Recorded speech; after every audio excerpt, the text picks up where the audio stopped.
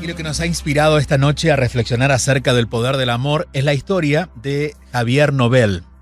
Javier Nobel renunció como obispo de Solsona, en Lleida, en España, por algo tan especial y al mismo tiempo tan mundano como el amor. Nobel sorprendió a propios y a extraños el mes pasado al comunicar al obispado que el Papa había aceptado su renuncia por razones personales.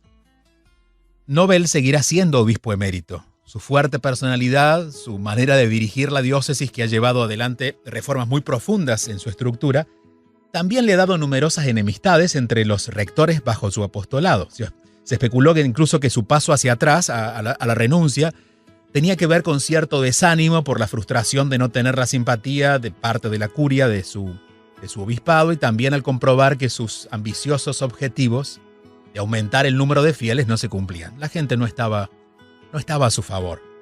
También se barajó la posibilidad de que se mantuviera con diferencias insalvables con la línea más progresista de la Iglesia, que es la del Papa Francisco, porque él se mostró como muy conservador.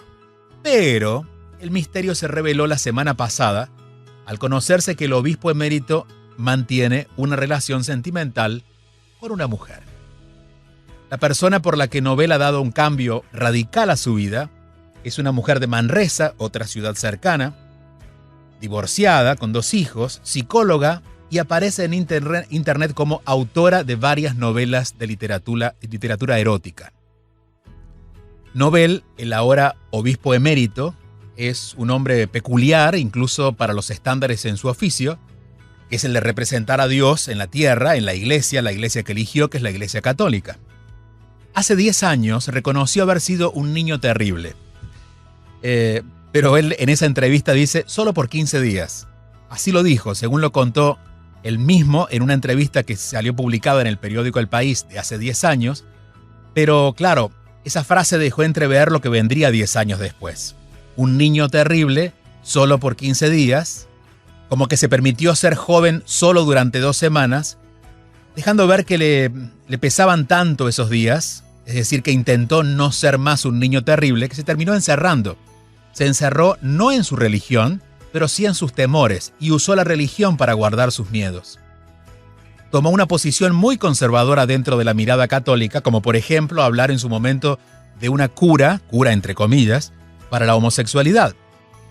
Se refirió a la homosexualidad como una enfermedad y que dijo que podría ser tratado por terapias de conversión, aquellas famosas, antiguas y tan poco humanas terapias de conversión. Imagino ustedes les recuerdan. Bueno, algo tan alejado del amor, el mismo amor que conocía por las palabras, pero que él, en su cuerpo, nunca había experimentado. Ahora el obispo es noticia por algo nuevo, y aunque sucedió hace más de una semana, hoy aún nos estamos ocupando de contar su historia porque ha dejado su cargo de obispo, ha salido de la Iglesia Católica porque se ha enamorado perdidamente de una mujer. De esta mujer que es escritora de novelas eróticas, el obispo que siempre habló del amor parece que esta vez lo sintió, pero dejó atrás todo para vivir con libertad, la libertad justamente que trae el amor, y entregarse a esa relación.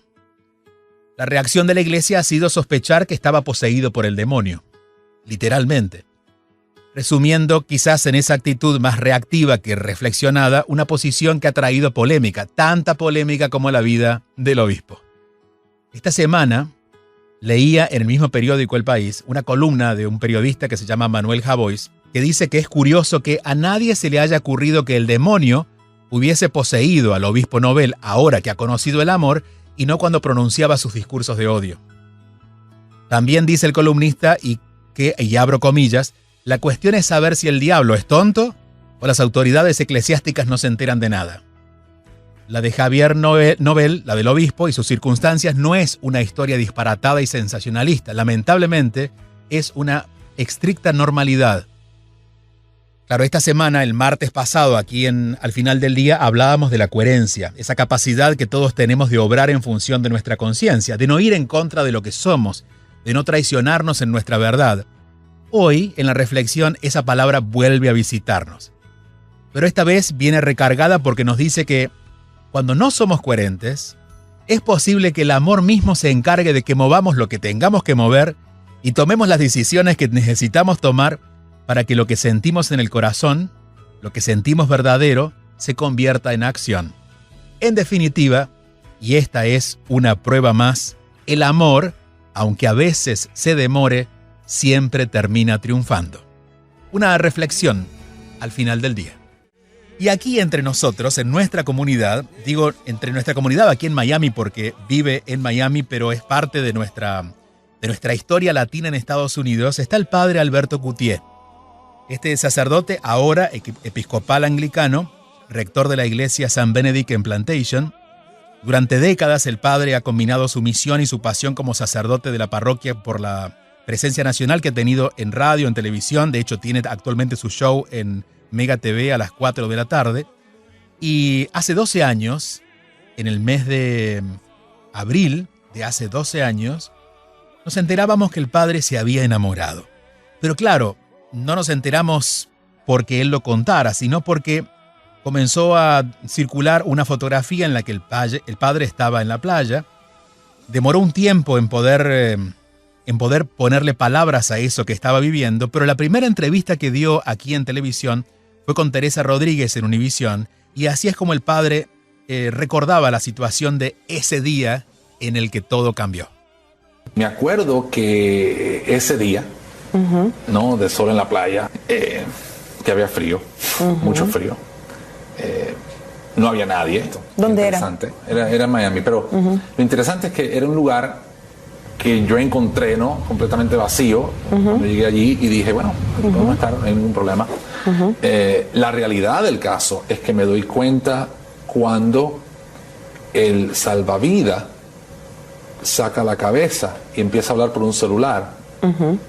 Y yo pensé escuchar mi nombre, Padre Alberto, pero dije, nada, no le presté mucha atención. En un momento vamos a estar conversando con él, nos va a visitar aquí en el programa, pero estamos recordando en aquel momento porque, claro, en 12 años los seres humanos vamos cambiando la forma de mirar el mundo, pero así es como él lo veía en ese momento, hace 12 años, cuando Teresa Rodríguez le preguntaba, padre, ¿cómo puede estar tranquilo? Y la pregunta era porque él sabía que le habían sacado la foto, pero a su vez todavía no se había publicado.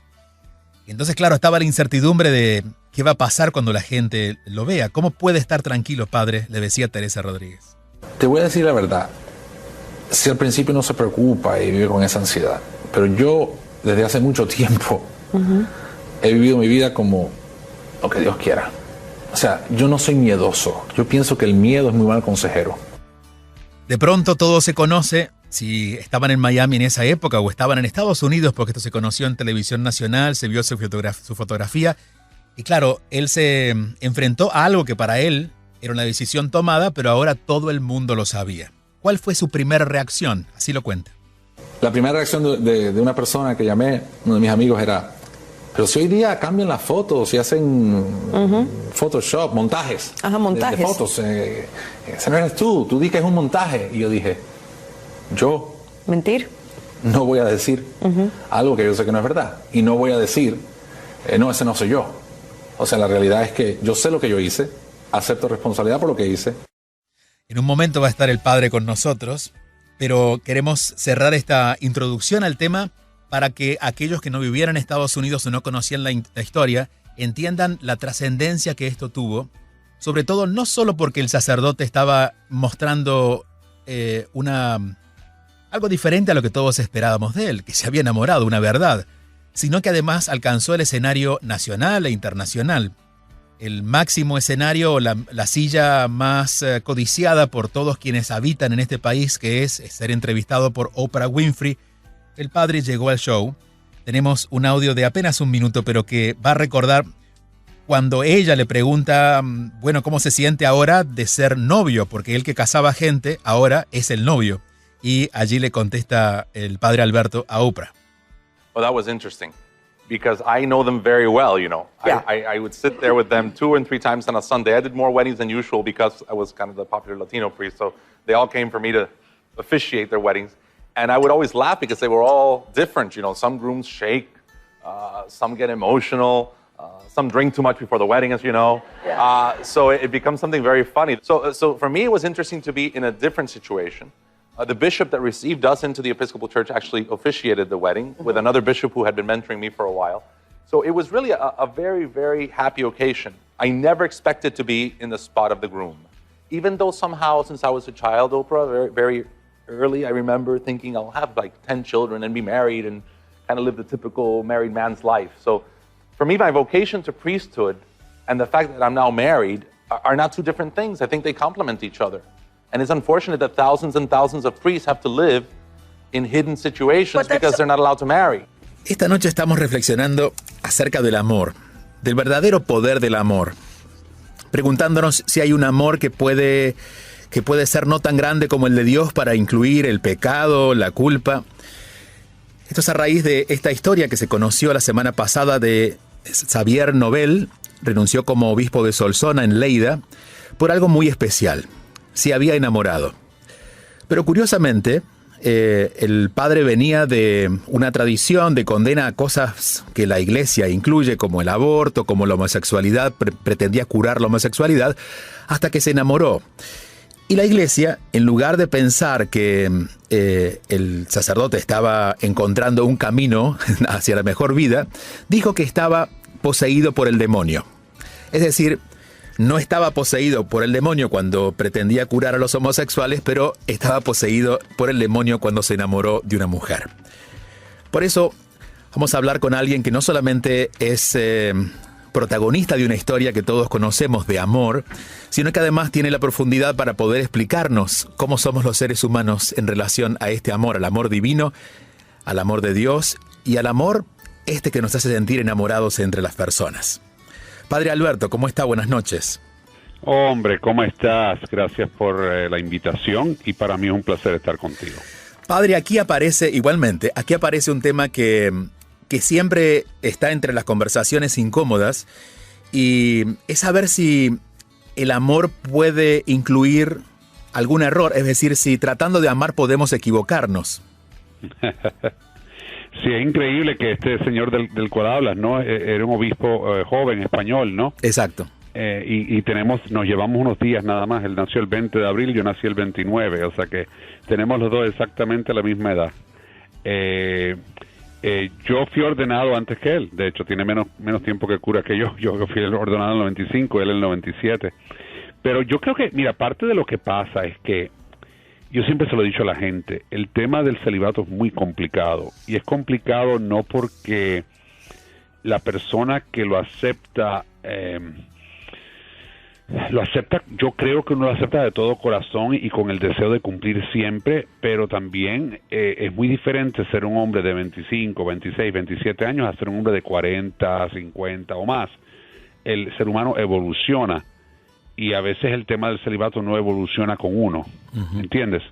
Entonces, para un cura secular que no vive en un convento, ¿no? Un diocesano como nosotros, como yo, y me imagino que este obispo también, el tema del celibato es complicado. Yo no sé qué pasó en el caso de él porque no conozco la historia muy bien, pero tengo entendido que era una persona extremadamente retrógrada o muy ultraconservadora y que era muy condenatoria y que de repente ahora ha pasado esto. No sé exactamente el caso de él, de verdad que no lo he leído.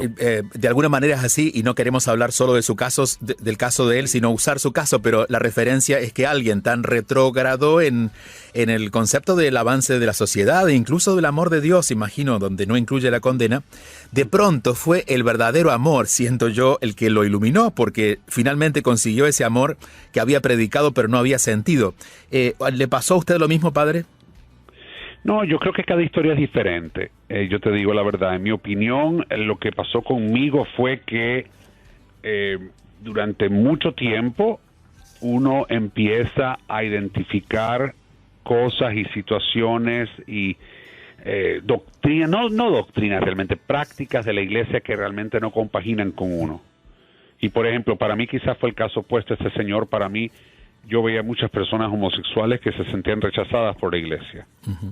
Incluso una hermana que yo tengo, que es una gran cristiana, una mujer llena de Dios y llena de fe, no comulgaba cuando venía a la misa, por ella ser una mujer homosexual, ¿entiendes? Con una pareja fija, no una persona promiscua ni nada de eso, pero desafortunadamente muchas personas se sintieron rechazados. Cuando yo empecé a trabajar en Telemundo, muchos de mis productores también eran personas homosexuales que me decían, padre, la iglesia no me quiere a mí, Dios no me quiere a mí. Entonces me empezó, yo diría desde una temprana edad de sacerdote, me pasó lo opuesto realmente que a este señor, porque para mí fue un proceso de tratar de ser un puente entre un mundo que se sentía rechazada por la iglesia, o rechazado por la iglesia, y la iglesia y Dios realmente, porque la gente asocia a la iglesia, la institución con Dios, pero no siempre son lo mismo. Y ahí cabe la pregunta, entonces, ¿el amor de Dios que conocemos de la iglesia no nos alcanza para vivir en este mundo? Es decir, ¿el amor de Dios está reducido a ciertos principios y reglas según la iglesia, en el sentido de que la misma iglesia no aceptaba a los homosexuales en aquel momento? La verdad es que Dios es más grande que todo eso. Uh-huh. Y eso es lo que la gente tiene que recordar siempre, porque no son los homosexuales. Mira, una mujer que tiene 3, 4, 5 hijos y se ata las trompas, ¿no? Eso en la iglesia es pecado mortal. Uh-huh. Es cerrarse a la vida. Un matrimonio que después de tener sus hijos y han planificado su familia, deciden cuidarse, o se hace el hombre la vasectomía, o la mujer una ligadura de trompa, lo que sea, y todo eso es considerado pecado mortal. La persona que se casó muy joven y no acertó bien de pareja y se vuelve a casar, esa persona se dice estás viviendo en pecado, porque ya no estás en ese primer matrimonio, sino en un segundo matrimonio. Aunque estés casado 40 años la segunda vez. O sea, en mi parroquia yo te puedo decir que a nadie se le negaba la comunión y a nadie se le decía tú estás fuera, porque yo no creo, para mí Dios es más grande que todo eso. Pero en las normas canónicas, eclesiásticas y todo eso, si todo el mundo las sigue a cabalidad 100%, y te voy a decir, la gente a veces más juzgadora y más recalcitrante no son precisamente la gente de la iglesia, son la gente que dicen que son católicos de la boca para afuera. Uh-huh. La gran mayoría de la gente, de nuestra gente, tienen suficiente sentido para darse cuenta que muchas de esas cosas con las cuales la iglesia tiene problemas, Dios es más grande que todo eso. Hay muchas situaciones así, pero yo sí creo que el amor a Dios y el amor a tu pareja, de alguna forma realmente vienen siendo el mismo amor, porque al final Dios es amor y Dios se manifiesta en cada expresión de amor. Cuando uno tiene un sentimiento de amor hacia una persona, ese amor, en mi opinión, siempre es puro y siempre es bueno porque viene de Dios. Lo que no es de Dios es el odio, el pecado, la división, la condenación, vivir en esa culpabilidad que vive mucha gente. Hay gente de fe que no son felices porque viven con una culpabilidad sobre los errores del pasado, sobre esto. Dios es más grande que todo eso. Dios es capaz de sanar cualquier cosa porque el amor de Dios no tiene límites. Padre, en este caso, cuando entendemos y compartimos que el amor es más grande, ¿dónde queda entonces la labor religiosa? Porque da la sensación de estar pensando de algo que es sagrado, pero está en un museo de antigüedades, ¿verdad? Desafortunadamente para mucha gente es así la cosa. Yo te diría que no, yo te diría que sí hay una evolución uh-huh. en la iglesia, siempre lo hay, siempre la hay, porque en latín decimos, ¿no? Ecclesia semper reformanda, ¿no? La iglesia siempre se está reformando. Entonces la iglesia tiene el reto de vivir en el siglo XXI con muchas ideas del siglo XVIII o del XVII. Uh-huh. No hay muchas veces una, ¿cómo te pudiera decir? Una renovación profunda. Por ejemplo, los temas de la sexualidad. Muchos de los temas, tú hablas con teólogos reconocidos y personas que saben y todos te van a decir lo mismo. Qué pena que en temas de sexualidad la iglesia no haya evolucionado más. Y ese es un problema porque hay mucha gente que desafortunadamente sin culpa de ellos mismos, sino por la misma ignorancia de la gente, diría yo, fuera y dentro de la iglesia, se sienten rechazados y odiados cuando realmente son amados incondicionalmente por un buen Dios que nos ama siempre. Estamos conversando con el padre Alberto, su voz es conocida, pero como esto es radio, pueden decir que a lo mejor se parece al padre Alberto. Pues estamos hablando con él, estamos reflexionando acerca del poder del amor y también de las vocaciones religiosas, de alguna manera, en el tomar las decisiones que a veces desafían las propias reglas del compromiso de esas vocaciones. Padre, ¿usted cree que a lo mejor, considerando que nos decía antes la madurez de los 40 años, de los 50 es diferente a los 20, que quizás el compromiso con una vocación religiosa debería tomarse en un momento en el que hay más madurez en ese ser humano y no tan temprano? Qué interesante que digas eso. Yo no creo que tenga mucho que ver con madurez. Creo que tiene que ver con la evolución humana. Tiene que ver con el deseo. Recuerden que la vocación en nuestra cultura latina, y creo que también en muchas partes, se ha confundido la vocación con matrimonio, como si fuera una especie de matrimonio para toda la vida. Y en la vocación hay distintas etapas, ¿no? El matrimonio es de ley divina. Las órdenes religiosas son de ley eclesiástica. Las disciplinas de la iglesia son de ley eclesiástica. O sea, los apóstoles de Jesús todos eran hombres casados. Uh-huh. Eso lo dice la tradición. Los primeros 40 papas eran casados. Y después de esos 40 papas hubieron muchos papas que desafortunadamente, aunque no eran casados, tenían hijos y tenían amantes y todo eso. O sea que hay una larga historia en 2000 años de cristianismo. La iglesia hoy día es más pura y mejor que antes, quiero que sepa, porque la iglesia pasó tiempos muy oscuros y muy malos. Pero lo digo porque confundimos un poco estos términos. Yo creo que cuando una monjita toma sus votos en un convento, hace votos temporales y después hace votos permanentes y votos de toda la vida. Son distintas etapas de una vocación, uh-huh. ¿Entiendes? Pero incluso hay recursos eclesiásticos, por si esa monjita se enamora un día y se quiere casar, ella puede enamorarse y puede casarse. ¿Te das cuenta? ¿Eso pasa dentro de la Iglesia Católica también? Dentro de todas las iglesias. Okay. Esos son recursos canónicos, ¿no? En la iglesia. Uh-huh. Un sacerdote que quiera casarse y mantenerse en el mundo católico lo puede hacer. Yo no lo hice porque simplemente para mí mi vocación siento yo que es predicar la palabra de Dios y llevar el mensaje de Dios, no sentarme y actuar como si fuera un laico el resto de mi vida porque me enamoré y quise tener una esposa, ¿no? Y también muchas ideas ideológicas que no comparto con, vamos a decir, las normas, disciplinas eclesiásticas que hay en este momento en la Iglesia romana, que pueden cambiar en un futuro y quizás cambien, pero yo no sé, yo no sentía que Dios me estaba llamando a esperar 100 años para ver aquellos cambios, ¿no? Entonces yo creo que cada persona es diferente. Y me imagino que es muy diferente para un obispo, como este señor en España, que lo es para un sacerdote, un cura de parroquia, ¿no? Son distintos niveles de compromiso. Y algunos son profesionales eclesiásticos y otros son, no, obviamente la vocación, el compromiso con Dios. Yo no creo que un hombre que se case tiene menos vocación que uno que se quede. O sea, la vocación no tiene nada que ver con eso. La vocación es un llamado de Dios y va más allá de que si estás casado, si eres célibe, si eres esto, si eres lo otro. Ahora, si tú eres monje, monjita, tienes votos de pobreza, castidad, obediencia, obviamente esta es una decisión de vivir un estilo de vida que para un porcentaje de la gente en la iglesia es muy importante y yo lo considero muy valioso. Yo tengo muchos amigos en conventos y amigos monjes y amigos frailes y a todo nivel de la iglesia, y creo que cada uno vive su vocación de acuerdo a lo que siente que Dios le está llamando. Pero en el caso del cura secular, o sea, ¿por qué esta insistencia de que el cura secular no tenga su pareja? Si durante los primeros 1200 años de la iglesia todos los sacerdotes casi eran hombres casados. Y esa es una buena pregunta, ¿por qué esa insistencia? No sé qué decirte.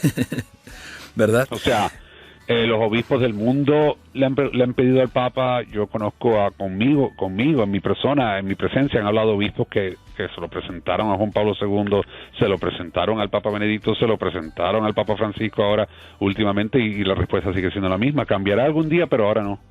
Así que no sé cuál es la insistencia, ni entiendo la necesidad, porque yo soy tan sacerdote ahora como siempre lo he sido. Yo tengo 27 años de sacerdote. 14 de ellos, casi 15 de ellos los viví en la iglesia romana y ya llevo más de 12 en la iglesia anglicana episcopal. Y para mí, mi vocación no ha cambiado, mi estilo de vida no ha cambiado, mi oración no ha cambiado, mi relación con Dios no ha cambiado, lo que ahora hago con mi esposa y con mis hijos. Padre, ¿dónde cabe en esta evolución que está ocurriendo con la fe cristiana en estos tiempos, ¿dónde cabe el pecado y dónde cabe la culpa? Sí, bueno, el pecado es la separación de Dios. Y el único que puede juzgar realmente el pecado de otro es Dios. Nosotros nos pasamos mucho tiempo y mucha energía condenando. Yo no he visto en ninguna parte del Evangelio que Jesús diga, vayan al mundo entero y condenen al mundo. No lo he visto. Pero la iglesia gasta una cantidad de energía. Y ahora cuando digo iglesia, no estoy hablando de la iglesia católica romana, de la institución. Todas las iglesias, las instituciones. Todas las iglesias han gastado muchísima energía con el tema de la condenación, ¿no? Esto está mal, esto está bien, esto es esto. Yo creo que hay que llevar a la gente al Dios que es amor. Y que la gente vaya caminando y tropezándose y cayéndose y levantándose. Porque el pecado, todos somos pecadores. Y todos estamos en proceso de conversión. La conversión no es solamente para uno que le cayó un rayo, ¿no? Como dice en San Pablo, que se cayó de un caballo un día y se convirtió. No. La conversión es algo de todos los días y todos estamos en proceso de conversión. Padre, cuando usted plantea estas cosas y especialmente cuando lo hizo en su momento, ya hace 12 años, lo convirtió en alguien diferente. Y las personas diferentes suelen pagar un precio por eso, que es quedarse solas o quedarse no tan acompañadas como antes y conocer incluso lo que es el desafío de las miradas que reprueban. ¿Cómo lo vivió usted internamente, más allá de lo que supimos? ¿Qué pasó en su corazón en esos años? Mira, te digo la verdad, sentí gran paz y gran tranquilidad en poder ser libre y ser abierto, porque yo no sirvo para vivir la doble vida, una vida escondida, y menos esconder amor, que el amor siempre es una bendición de Dios. ¿Por qué vas a esconder algo que es bueno, que es puro, que desde el principio Dios lo hizo? Dios creó al hombre para la mujer para el hombre. Eso está más claro no puede ser. Y Dios nos creó a su imagen y semejanza y nos dijo Dios es amor. O sea, para mí, sí uno se siente, te voy a decir lo que a mí sí me sorprendió. Me sorprendió que personas de fe, que yo pensaba que realmente amaban a Dios y amaban al prójimo, fueran capaces de decir cosas tan bajas y que fueran capaces de atacar o de usar el padre Alberto como el ejemplo del gran pecador. Yo te puedo decir algo y me da pena decirlo, pero lo voy a decir. Yo era uno de los curas más célibes que yo conocía, ¿ok? Yo entré en el seminario a los 18 años y la primera mujer con la que yo me acosté fue mi esposa, cuando me casé con ella, ¿ok? A los 39. O sea que ese tema de que esté el cura anticelibato, el cura esto, yo creo que eso es lo injusto, ¿ves? Que la gente quiere tapar el sol con un dedo. La gente no se da cuenta que el celibato no funciona para la gran mayoría de los sacerdotes. Y muchos sacerdotes desafortunadamente viven sus romances escondidos. Romances homosexuales en su gran mayoría y también heterosexuales en un menor número. Pero la verdad, los sacerdotes, un gran número de ellos se han enamorado varias veces en su vida y el enamoramiento no ha sido con Dios, ha sido con la persona. Ahora, ¿qué pasa? ¿Cómo se vive eso? Bueno, sí, hay curas célibes, hay curas que han resistido y no se han entregado a expresar el amor de una forma física, lo han expresado de otra manera, muy bien. Romances platónicos, yo conozco montones de curas con romances platónicos de todo tipo, que uno puede preguntarse realmente si eso es guardar el celibato, porque se supone que el celibato no es solamente lo que haces con tu cuerpo, lo que haces con tu alma y tu corazón. ¿Entiendes? La masturbación, por ejemplo. La masturbación es una violación del celibato, de acuerdo a las leyes de la iglesia, porque la masturbación es una actividad física que un hombre célibe y un hombre casto no debe tener. Pero, ¿te das cuenta de todo lo que te estoy diciendo? O sea, el exceso del alcohol, el exceso del dinero y el deseo del dinero y del poder, todas esas son violaciones del celibato, porque el celibato existe supuestamente para que tú le entregues tu corazón completamente a Jesucristo y a más nada. Entiendo que el celibato está más ligado a la conciencia que al cuerpo. Exacto, y la gente no entiende eso. Tú hablas con el católico en la calle y piensan que el celibato es solamente sexo. No, el celibato es una entrega completa del ser humano. He conocido sacerdotes así, los he conocido, y muy buenos sacerdotes, y tengo amigos que son así. Pero te puedo decir que la gran mayoría de los sacerdotes nunca alcanzan ese ideal del verdadero celibato. ¿Supo de alguna de las personas de la iglesia que lo haya conocido no antes, pero que a partir de esa decisión suya de elegir este camino de expandir la forma de amar, por ponerlo de alguna manera, haya inspirado a otros sacerdotes a hacer lo mismo? Bueno, te voy a decir, yo llevo 12 años de anglicano y te puedo decir que hay 365 días al año y casi todos los días del año durante esos 12 años recibo una carta, una llamada, un correo, o sea, calcula de miles y miles de hombres que me han llamado, y a veces las mujeres incluso, que han nombrado a un sacerdote, me han escrito y me han llamado. No entro mucho en esa materia con ellos, pero el sacerdote que busca un amigo que le dé la mano, que le ayude, aquí estoy, y siempre lo he hecho, y lo sigo haciendo todos los días. Así que sí, te puedo decir que este dilema, que se expresó de una forma ultra pública en el caso mío, es el dilema de muchos sacerdotes. 120,000 sacerdotes se han ido para casarse del ministerio ordenado en la Iglesia Católica Romana desde la década de los 60, cuando vino Vaticano II. Porque cuando vino Vaticano II, todo el mundo estaba convencido que el celibato iba a ser opcional. A nosotros nos decían, cuando yo entraba en el seminario en los 80, me decían, ustedes saben que pronto va a haber la opción de sacerdotes casados y que va a haber mujeres ordenadas. Nos decían todas estas cosas en el proceso de entrar al seminario, quiero que sepas. Y era interesante eso, ¿no? Ese proceso, pero eso nunca pasó. Entonces yo creo que en la década de los 60 y los 70 hubo un gran éxodo de sacerdotes que decidieron que iban a hacer su vida abiertamente, que se iban a casar y que iban a continuar su ministerio de otra manera. En el caso mío, te digo la verdad, a mí me ofrecieron muchas cosas. Me llamaron cardenales a decirme, no, mira Alberto, que puedes hacer este proceso, yo busco unos documentos con el Santo Padre para que te puedas casar, y papá, mira, pero yo les decía, bueno, pero yo no voy a vivir el resto de mi vida como un laico, porque mi vocación es el ministerio. Y o sea, mi esposa lo entiende eso. Mi esposa me dijo, yo acepto que nos casemos solamente si tú no vas a abandonar tu pasión de tu sacerdocio y de tu ministerio. Entonces, en mis conversaciones con el obispo episcopal, eso siempre era el tema, ¿no? Que gracias a él y a su amistad, eran dos obispos realmente, el obispo retirado de Venezuela, el obispo Soto, que en paz descanse, y el obispo Frade, que era el obispo aquí en Miami. Y los dos me decían, bueno, Alberto, las cosas que tú dices y que tú sientes son las cosas que nosotros decimos y sentimos. O sea, no hay solo una forma de ser católico. Yo soy católico, no soy católico romano, pero un anglicano, un episcopal es católico. Tenemos la fe católica, los sacramentos católicos, la misa, la Virgen, los santos, las mismas fiestas, la misma Semana Santa. O sea que yo no, como dice mucha gente, no, el padre se fue de la iglesia. Yo no me fui de la iglesia. Yo cambié de iglesia, eso sí es verdad. Eso sí es verdad. Pero yo no me fui de la iglesia de Jesucristo, que es una santa católica y apostólica, y yo tampoco dejé de ser cura. Yo soy sacerdote y ejerzo el ministerio como sacerdote episcopal anglicano. Y si la gente supiera que hay miles y miles de nosotros en el mundo, porque yo cada vez que visito una parroquia anglicana, donde sea, en cualquier parte del mundo, me encuentro con un cura que era romano antes, un ex cura romano que ahora es anglicano. O sea que eso es muy común, lo que el caso mío fue muy público.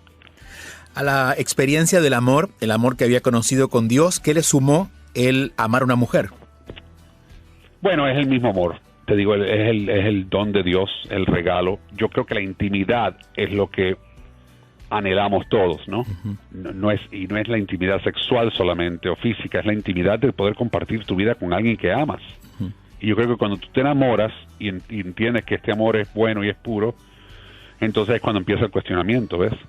Porque cuando empiezo a cuestionarme todo aquello, es cuando yo empiezo, yo hablé con mi confesor, se lo sabía el tema de memoria, porque yo lo tenía cansado con ese tema. Yo fui a terapia, hablé con psicólogos, hablé con amigos de todas partes, y la confirmación al final era, bueno, Alberto, sí, tú realmente estás enamorado y tienes que tomar una decisión. ¿Esto porque en algún momento pensó que podía ser un error o estar un poco enloquecido de amor y que no sea lo correcto? Bueno, siempre recuerda que tú creces en un sistema y una cultura y te vas a cuestionar. Claro. Porque yo tenía muchos amigos sacerdotes y eran casi todos hombres mayores, que me llevaban 20 o 30 años, que me decían, Alberto, yo me he enamorado también, pero mira, aquí estoy.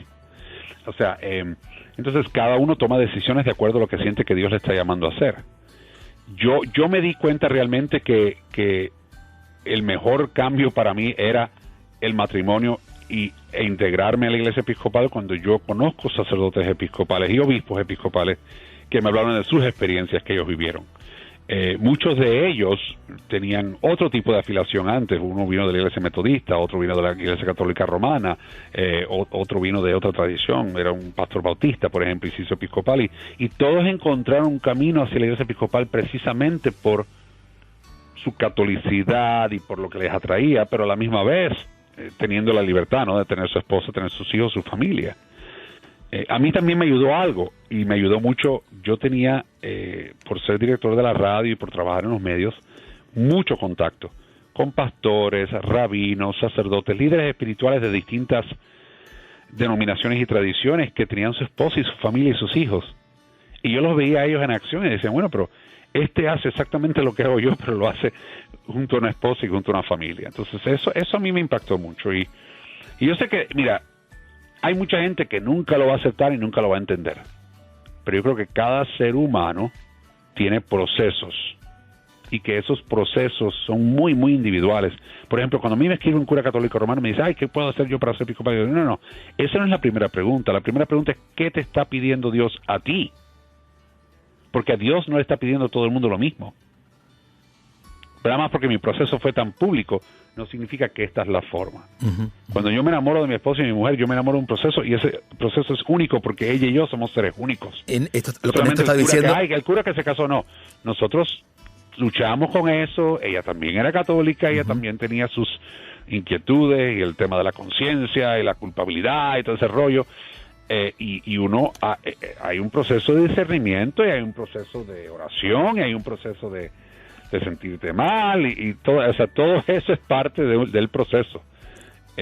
Y con esto dice también que no intenta hacer referencia, ¿no? Que cada uno lo vive a su manera y toma sus decisiones y hace su camino. Siempre le digo eso a todos los que me escriben. Uh-huh. Mira, yo te puedo hablar de mi experiencia, pero tú tienes la tuya. Uh-huh. Y todos son diferentes. Uh-huh. Padre, ¿qué le aportó ese otro amor que yo particularmente no conozco, pero tengo mucha curiosidad en algún momento de poder vivirlo, que es el de la paternidad?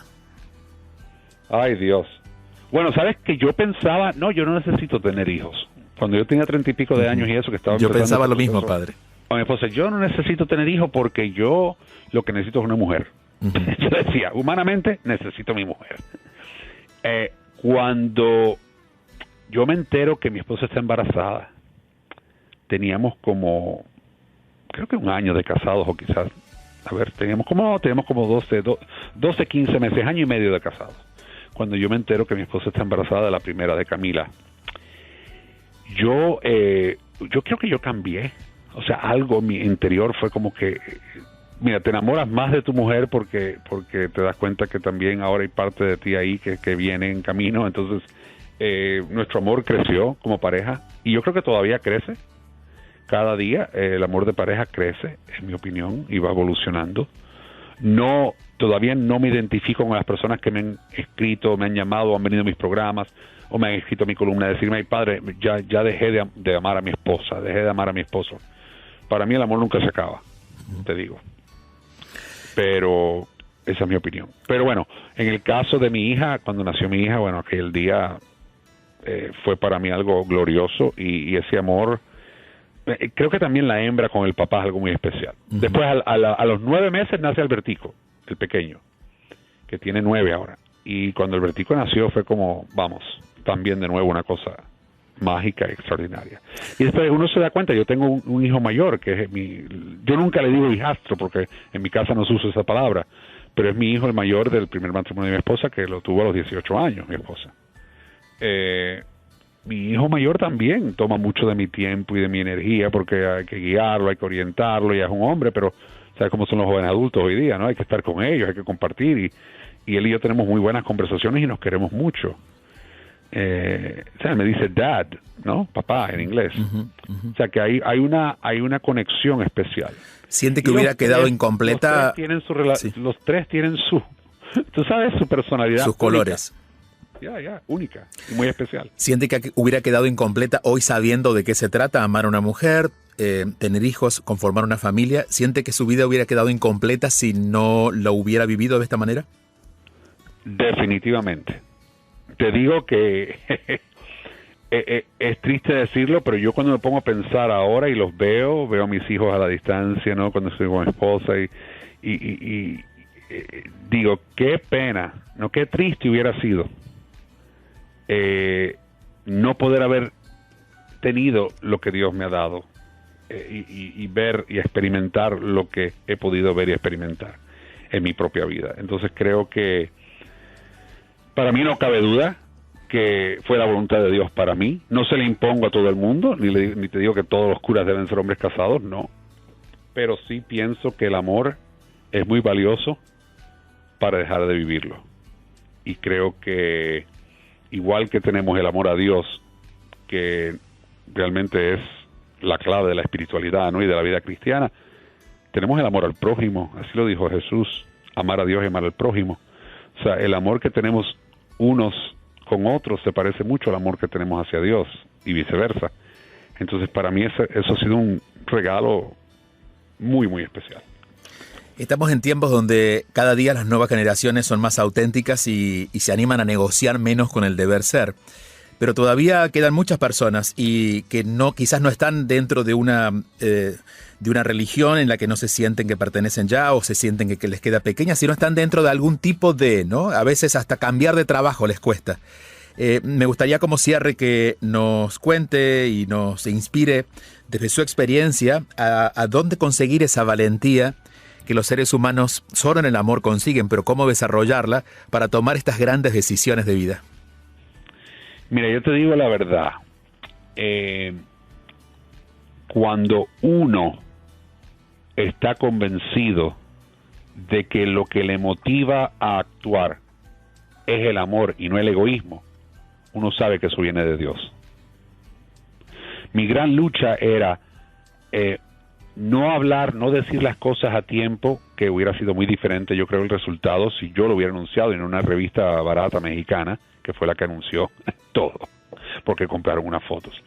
Pero al final la pregunta era, Alberto, ¿esto lo haces motivado por amor o lo haces motivado de una forma egoísta?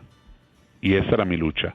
Cuando a través de mucho tiempo de oración, discernimiento, dirección espiritual, confesor, psicólogo, todo el mundo, me doy cuenta de que no, de que esto realmente era auténtico y era lo que Dios había puesto en mi corazón, en mi vida, la decisión fue más fácil. Y de hecho, cuando salieron las fotos, yo no me sentí para nada agobiado, ni al principio me dio tristeza no poder haber hablado más abiertamente con mi familia, haber dicho todo con tiempo, pero eso fue secundario porque me apoyaron incondicionalmente y right away, ¿no?, como dicen los americanos, me dieron un apoyo extraordinario desde el principio, a mí y a mi esposa. Pero el problema es este: uno tiene que saber que está siendo motivado por el amor y no por un acto de egoísmo, y esa era mi gran preocupación, mi gran dilema.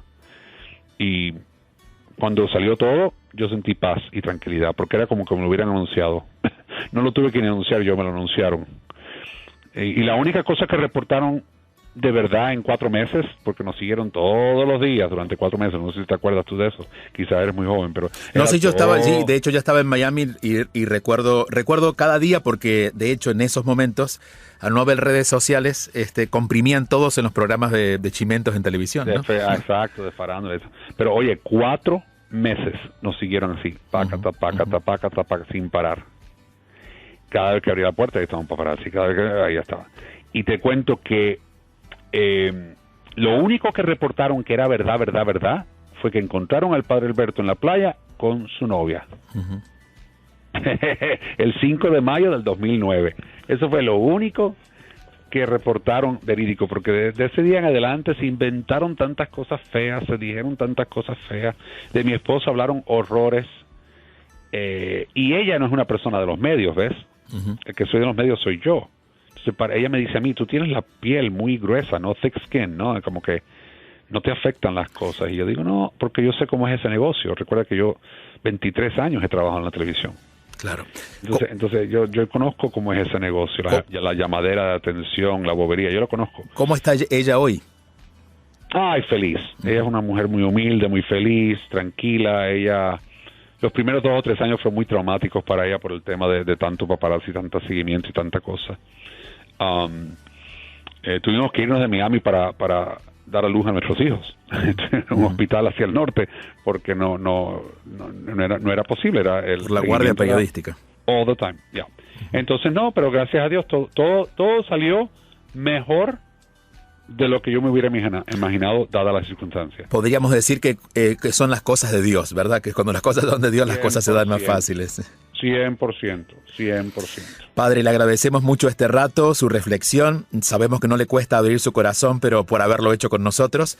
Y le decimos a la audiencia que usted sigue en Mega TV, que está todos los días a las 2 de la tarde. A las 4 de la tarde. A las 4 ya, sí. Los espero a todos. Y hablando claro con el Padre Alberto, yo recibo tantos comentarios tan lindos y quiero que sepas que ese programa, al igual que yo creo que todos mis programas, pero este programa especialmente en esta etapa de mi vida, es como que ahora que sé, ¿no? Ahora que sé lo que sé, porque yo daba consejos antes. Claro, ¿no? claro. Un cura soltero, joven, y daba consejos y eso. De pura intuición. Y estoy seguro que ayudaba mucho a la gente, ¿no? Y una buena educación que yo recibí, una buena formación, ¿no? Pero dar los consejos que se dan ahora, con la mano más directamente puesta en el pulso de los temas, es algo que me agrada, porque yo mismo me doy cuenta de lo mucho que Dios me ha bendecido con las experiencias de mi vida. Entonces yo le digo a la gente, ¿qué es Hablando Claro con el Padre Alberto? ¿Qué es este talk show? Yo abriendo mi corazón. Mi mente y mi corazón con la gente, y les digo, así como lo siento, así me sale. Y lo digo, trato de hacerlo siempre con la transparencia y la humildad, espero, y la sencillez que siempre he tratado de hacer todo. Gracias, Padre. Buenas noches, buen descanso. Dios me los bendiga a todos. Gracias, muchas gracias.